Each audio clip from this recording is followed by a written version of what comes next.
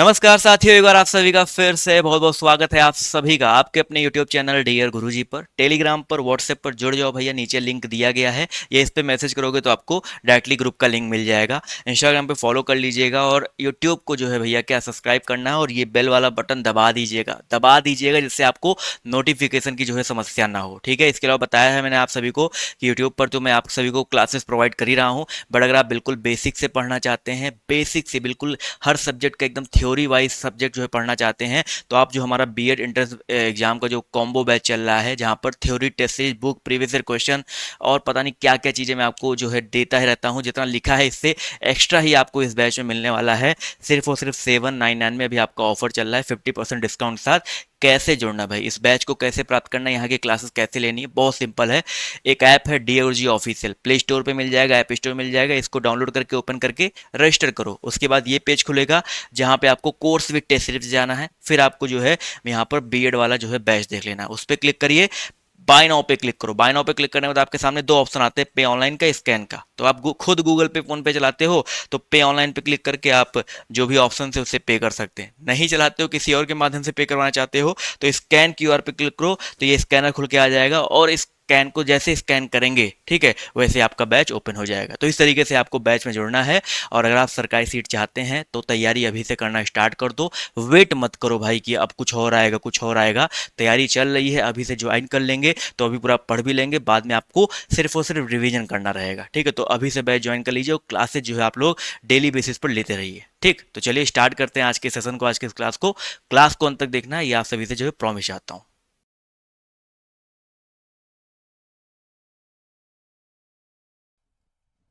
आवाज आ रही है आप सभी को?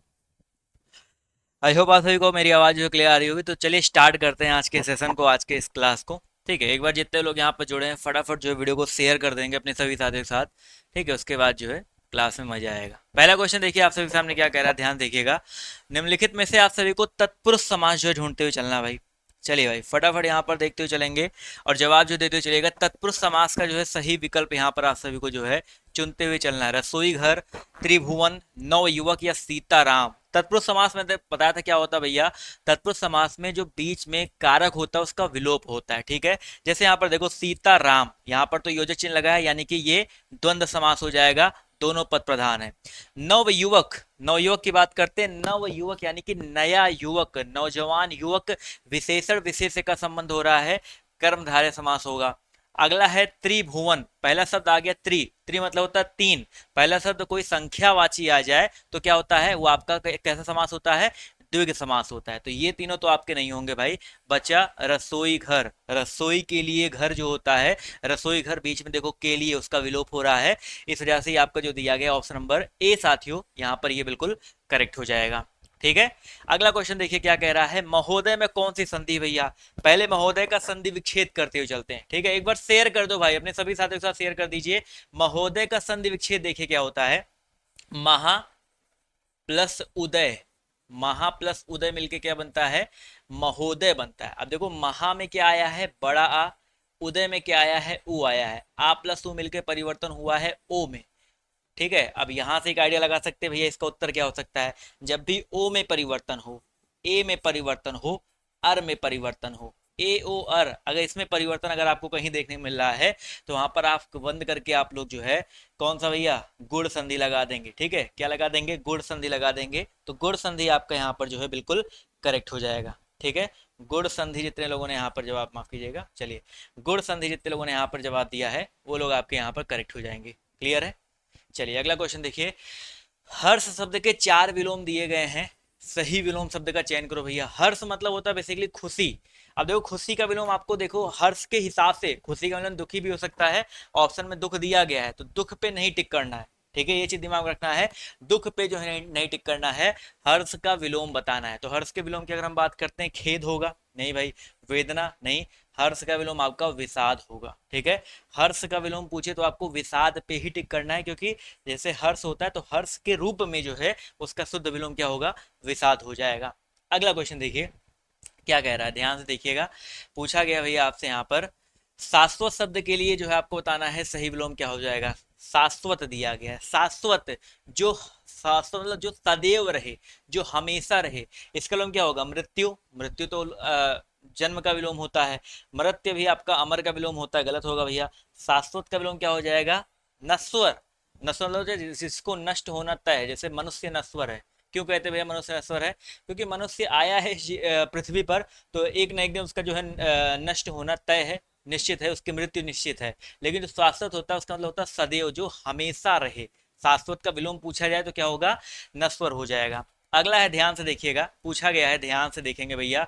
निम्नलिखित में से आपको बताना है चूहे के चाम से नगाड़े नहीं मरे जाते। इसका जो आपका क्या हो जाएगा भैया, चूहे के चाम से नगाड़े नहीं मरे जाते, मतलब चूहा का चाम मतलब चूहे के चमड़े से क्या नगाड़े, भाई चूहा इतना छोटा सा होता है, उसके चमड़े से क्या नगाड़ा बना लोगे। यानी कि कम चीजों से, कम साधनों से, कह सकते हैं यहाँ पर कोई ऑप्शन ऐसा, सीमित साधनों से काम चलाना नहीं भाई, सीमित साधनों से बड़े काम नहीं होते, ये करेक्ट हो जाएगा, सीमित साधनों से, बिल्कुल सही बात है।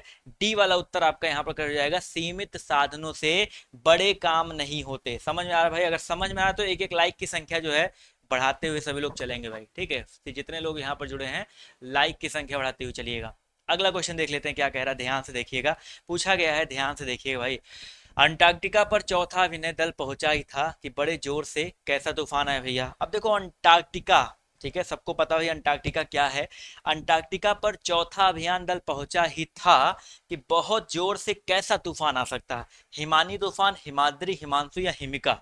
ठीक है, अंटार्कटिका सबको पता भैया बर्फ से घिरा हुआ है, यानी कि बर्फ से घिरा है, तो हिमानी तूफान कह सकते हैं, बर्फ का तूफान आया हिमानी। हिमाद्री मत कर दीजिएगा, हिमाद्री प्लेस हो जाएगा, हिमानी तूफान आया, यानी कि बर्फ से घिरा हुआ है प्लेस, तो ऑब्वियस सी बात है वहां पर बर्फ का ही तूफान आएगा। जो हवाएं चलेंगी उसमें बर्फ भी आपको देखने को मिलेंगे, तो आपका ए उत्तर करेक्ट हो जाएगा। ठीक है, मैंने आपको बताया इसका जो बेसिक से क्लास है, मैंने आपको बता दिया, बैच चल रहा है, तो आप डीओजी ऑफिशियल ऐप डाउनलोड करके जो है बैच में जुड़ सकते हैं भाई, वहां पर बिल्कुल बेसिक से ये सब चीजें जो है पढ़ाई जा रही हैं। अगला क्वेश्चन देखिए आपसे क्या कह रहा है कि कवित्री का संशोधित रूप, देखो कवित्री ये अशुद्ध रूप में लिखा है, ठीक है, यहां पर अगर देखा जाए तो ये आपका अशुद्ध रूप में लिखा है। इसका शुद्ध रूप क्या हो जाएगा, कवियत्री, गलत है भैया। कवियत्री ये भी गलत है, कवियत्री, कवियत्री, कवियत्री। अब यहां पर बताओ भैया, चलो दो ऑप्शन मैंने आपके सामने हटा दिए हैं, अब सी और डी में आप लोग बताते चलो कौन सा सही है, कवियत्री सही है, कवियत्री सही है। तो यहां पर देखो दो ऑप्शन तो मैंने हटा दिए हैं, कवयित्री ये भी गलत है, यहाँ पे कोई मात्रा लगना चाहिए, कवयित्री नहीं होता है, कवयित्री होता है, ठीक है। कवि का ये आपका क्या होता है, स्त्रीलिंग। कुछ फंस रहा है क्या भाई, चलिए इसको थोड़ा आगे कर लेते हैं, पता नहीं क्या बार बार फंस रहा है। चलिए 1 मिनट का समय दे दीजिए, फिर से पीछे जाना पड़ेगा क्या, चलिए ऐसे रहने दो, फंसने दो, कुछ भी फंसा है। तो यहाँ पर कवयित्री क्या हो जाएगा भैया, कव्य प्लस इत्री हो जाएगा, ऑप्शन नंबर साथियों डी वाला उत्तर यहाँ पर करेक्ट हो जाएगा, ठीक है। अगला क्वेश्चन देखिए आपसे यहाँ पर क्या कह रहा है, ध्यान से देखिएगा, पूछा गया है तत् प्लस संकर का संधि क्या हो जाएगा भाई। बहुत ही अच्छा क्वेश्चन है, संधि विच्छेद यहाँ पर डायरेक्टली दिया है, उससे पूरा संधि रूप क्या बनने वाला है आपसे ये पूछा गया है। तत्, तत् प्लस संकर मिलके आपका क्या होगा, तत्संकर, तत्शंकर, तत्शंकर, या इनमें से कोई नहीं। चलो भाई एक दो ऑप्शन में हटा देता हूँ, डी वाला हटा देता हूँ, ठीक है, और मैं ए वाला हटा देता हूँ, ए और आपके जो है डी नहीं होंगे। अब या तो बी हो सकता है या तो सी हो सकता है। अब यहाँ पर संधि विच्छेद में ये व्यंजन संधि का भेद है, व्यंजन संधि का भेद है, क्योंकि व्यंजन के बाद व्यंजन का मेल हो रहा है। और इसमें क्या होता है, अगर इस वाले आधा ता दिया किसी वर्ग के पहले वर्ण के बाद कोई भी व्यंजन आता है, तो आपका किसमें आधा चा छा में बदलता है, ठीक है, किसमें बदलता है भैया, आधा चा छा में बदलता है, इसमें बदल जाता है। ये किसमें बदल रहा है भाई, तक्षंकर में तो बदल नहीं रहा है, तक्षंकर में बदल रहा है, तो यहाँ पर कौन सा उत्तर सही हो जाएगा, बिल्कुल सही बात है, बी वाला ऑप्शन जो दिया गया है बिल्कुल करेक्ट हो जाएगा। क्लियर है, क्लियर है, तो भैया संख्या क्यों घटा रहे हो भाई, संख्या बढ़ाते हुए चलो, लाइक और शेयर जो है कर दीजिएगा। अगला क्वेश्चन देखिए क्या कह रहा है, ध्यान से देखेंगे, पूछा गया है नीचे दिए गए विकल्पों में से कौन सा तत्सम तद्भव विकल्प सही है, उसका चयन करो भैया। तत्सम और तद्भव यहाँ पर देखो जो है सकुन सगुन दिया गया है, बीच में योजक चिन्ह लगा दो भाई, थोड़ा सही गलत है। तो यहाँ पर बताना है कौन सा जो है तत्सम तद्भव जो विकल्प है वो आपका शुद्ध रूप में यानी कि सही है। जैसे यहाँ पर परपटा पर पपड़ी नहीं भैया, परपटी पपड़ी होता है, परपटा नहीं होता है, गलत है भैया। सुंड सूड दिया गया है, ठीक है, यहाँ पर देखा है तो ये भी आपका जो है गलत है भैया, सुंड होता है ना कि सुंड होता है। ठीक है, सकट और सकच्छ ये भी आपका गलत है भाई। ठीक है, तो बच्चा यहाँ पर शकुन और सगुन। शकुन ये आपका इसका तत्सम है, ये इसका तद्भव हो जाएगा। शकुन और सगुन जो दिया गया है ये आपका यहाँ पर बिल्कुल करेक्ट हो जाएगा।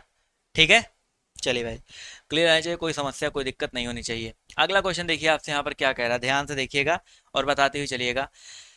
ध्वनि, देखो यहाँ पर एक कथन दिया गया, एक तर्क दिया गया। कथन और तर्क के हिसाब से देखो आजकल आपके पेपर में अभिकथन तर्क ऐसे क्वेश्चन ज्यादा पेपर बन रहे हैं, पैटर्न चेंज हो रहा है, तो यहाँ वहां से रिलेटेड ये आपका क्वेश्चन है। ध्वनि काव्य चित्र काव्य से, ध्वनि काव्य जो है चित्र काव्य से श्रेष्ठ है।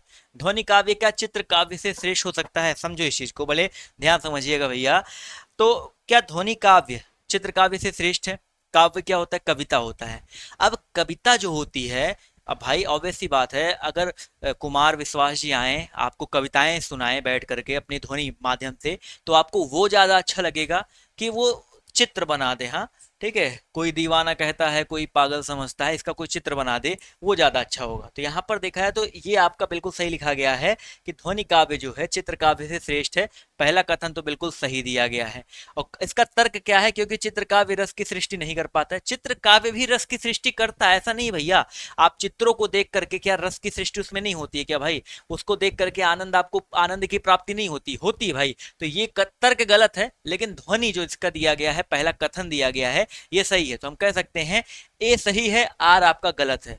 दोनों गलत नहीं है, ए गलत आर सही नहीं है, दोनों सही नहीं है। ए सही है, आर गलत है, यानी कि कथन सही है, उसका जो तर्क दिया गया है वो आपका यहाँ पर गलत हो जाएगा। ठीक है, चलिए कोई दिक्कत नहीं है।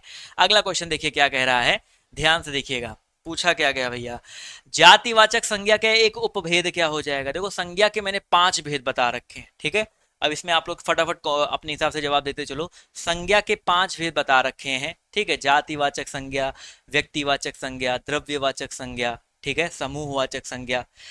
ठीक है, ये आपको मैंने आपको 5 एक बच रहा है, तो आपको मैंने 5 भेद बता रखे हैं। भाववाचक संज्ञा एक भेद आपका बच रहा है, हो गया, मतलब भाववाचक संज्ञा हो गया। अब यहाँ पर पूछा गया है जातिवाचक संज्ञा का एक उपभेद, उसका भी उपभेद यहाँ पर जो है पूछा गया, क्या हो जाएगा? क्या हुआ? क्यों? अभी अभी रुको, हम भी चल रहे हैं। तो यहाँ पर 11 का जो सही उत्तर आपका क्या हो जाएगा भैया? तो अब यहाँ पर देखो समझो एक चीज, जातिवाचक की अगर हम बात करते हैं ना, जातिवाचक की हम बात करें तो जातिवाचक संज्ञा, देखो समझो इस चीज को। ठीक है, यहाँ पर इसको थोड़ा अच्छे समझना पड़ेगा कि जातिवाचक संज्ञा क्या होता है। जैसे जो एक प्रकार की जातियों का बोध कराए, अब ये भाव के अंतर्गत तो नहीं आएगा। ठीक है, मूल भाव में नहीं आएगा। अब ये द्रव्य हो सकता है या वस्तु हो सकता है। अब वस्तुवाचक में सिर्फ वस्तुएं ही आएंगी।